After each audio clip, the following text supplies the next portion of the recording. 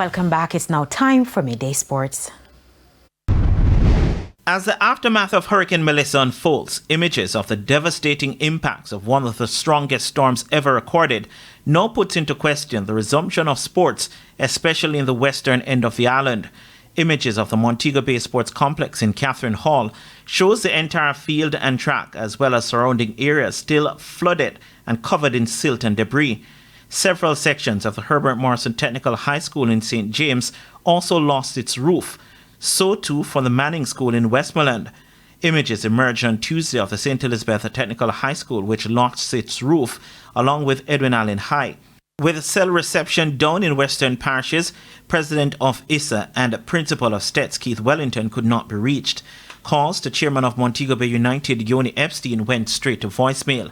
The devastation puts uncertainty around the resumption of the high school sporting season, especially the Rural Era Da Costa Cup and also the Jamaica Premier League.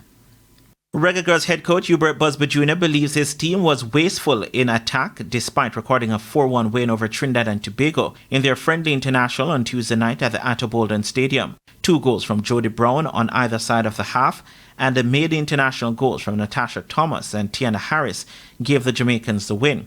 According to Busby, the team could have done more to kill the game off as a contest from the first half, which ended 1-1. There is no friendly matches when these two countries get together, and we knew it was going to be a tough match. Well-coached team, organized. They know that we're going to be tested. It's the reason why we took this game. I thought we were a little bit wasteful, to be honest, in front of goals. I think we always talk about goals change games, and I think early on, if we put some of those chances away.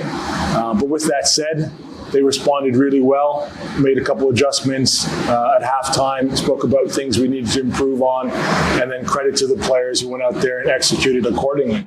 It was a similar scoreline when the two nations last met in 2018. The local-based members of the team and staff will remain in Trinidad until there are flights available to return to the island as Jamaica recovers from the impact of Hurricane Melissa.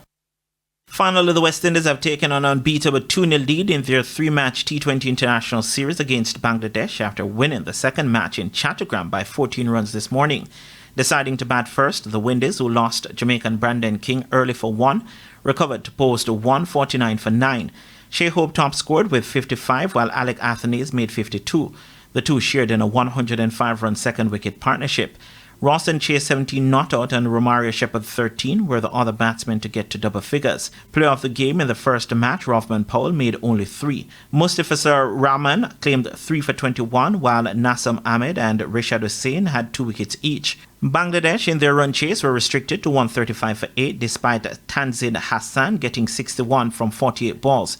Captain Litan Das also made 23 against Shepherd 3 for 29 and Akil Hussain 3 for 22. The final game in the series will be played on Friday. And that's it for your Midday Sports. I'm Renato Brown. Thank you, Renato. Now, just before we wrap up, the UK government says it is mobilising £2.5 million or just over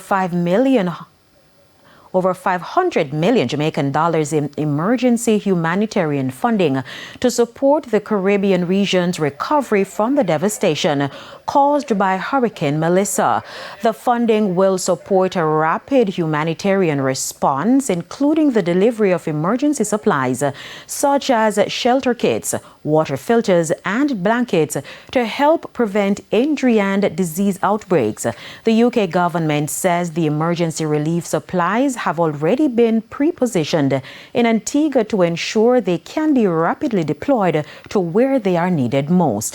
UK humanitarian and technical experts are also being deployed to the region to assist with the coordination and delivery of aid. And that's the Midday News Package. I'm Carrie Simpson. Join us at 7 for Primetime News. On behalf of the news, sports and production teams, good afternoon.